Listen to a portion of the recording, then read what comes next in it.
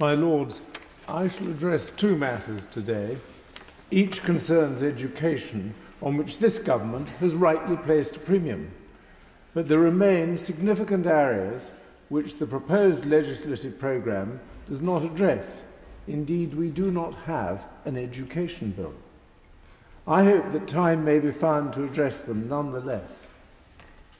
The first point I make concerns the right of parents and prospective parents to know what their children are being taught in schools. In RSE, too many schools still have contracts with outside providers of teaching materials whose terms purport to forbid teachers from showing copies to parents or others who want to know what is being taught. That is often because the provider is really a lobby group promoting unorthodox ideas in sex education or race theory. They do not want the public to see what is being taught.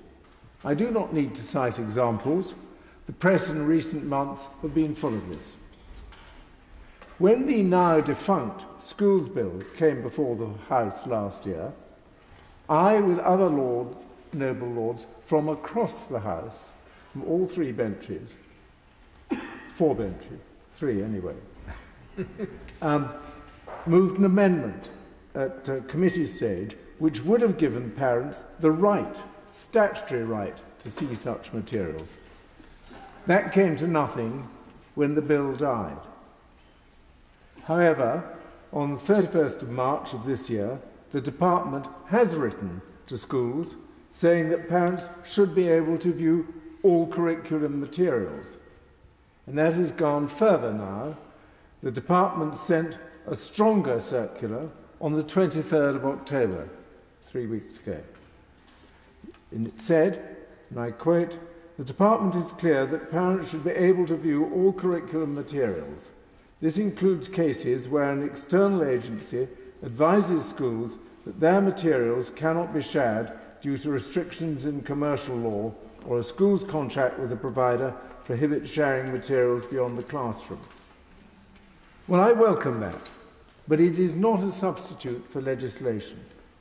First, legislation has a permanence which cannot be provided by departmental guidance. Second, a letter from a minister does not bind the courts. It is possible that the propositions of law set out in a circular will fail to stand up in some future litigation.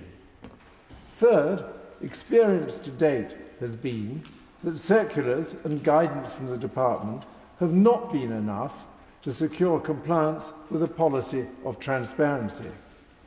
Fourth, it does not address the position of prospective parents, in other words, those who've yet to send their children to a school.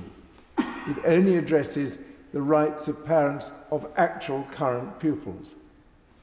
Finally, the propositions in the circular, on their very face, are subject to some limitations and qualifications.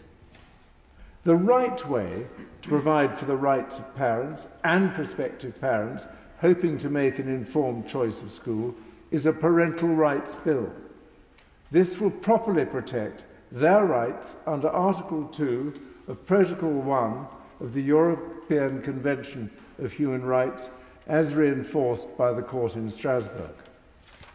Such a bill is to be found on the website of the Society of Conservative Lawyers, whose chair of research I am, and I commend it to members of the House. Failing that, there is the bill recently presented in the other place by Miriam Cates MP, which I believe deserves support. A critical point in its favour, compared with the circular, is that it would require all RSE teaching materials from external providers either to be published in the public domain or to be obtainable upon payment of a modest fee. That's all I want to say on that topic.